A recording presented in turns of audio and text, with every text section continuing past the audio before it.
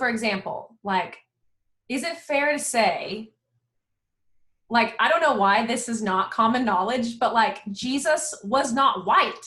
Like Right. the historical Jesus. So like Right. I need you to help me understand like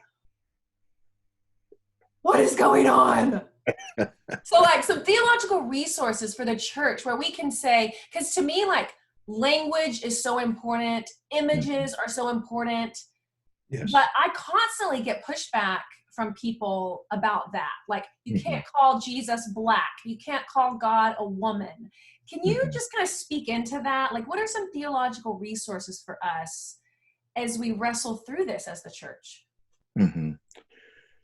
I think liberation theology would Yes. be a good place to start. Yeah. I think the liberation theologians have done a great job in going back and excavating the historical Jesus. Yeah. Give us some From, names. Give us some of your top liberation theologians that who do you listen to? Give us your top two or three. I would say James Cone, who recently passed away. That would be one of the ones that I would really encourage people to read. Malefique Asante, who once was a Christian, he's no longer a Christian, but grew up in the church and has written hundreds of books dealing with this idea of a spiritualized white supremacy that find itself at home in Christian churches in America. Okay. And then Dr. Raymond Carr, who is a former professor at Pepperdine University, who has written extensively on this subject. I think his writings would be Okay. insightful as well. Yeah, I'll link to all those in my post. Yeah, to Okay. those authors. Yeah. Mhm. So liberation theology, what else?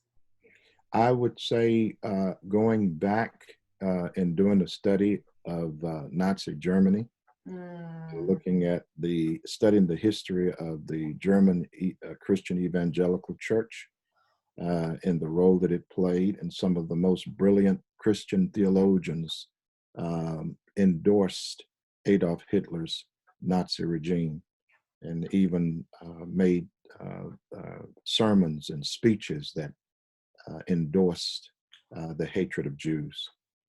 wow. And people probably need to be reminded that Adolf Hitler um, thought that the Jewish religion was the poison that had caused the Western world to become sick with this idea of the beloved brotherhood of all human beings. So, in his book, Mein Kampf, My Struggle, he details his view of that. And that's how the Jesus that we have today was so heavily embraced by Adolf Hitler, being a white male without any Jewish features at all. Wow, yeah. And so, any teaching on the mixing of the races, the brotherhood of human beings beyond racial boundaries, that was something that Hitler thought would cause the extinction of the white race. And he thought it was a ploy that was being advanced by Jews across the world. And so the very doctrine that the church supposed to be preaching about brotherhood and sisterhood and equality across lines of race, that flies straight in the face of Nazism and white supremacy. And that's why you find a lot of Christians in the church that can go along with that, is because their grandparents and some of the parents were exposed to that particular teaching. Yeah.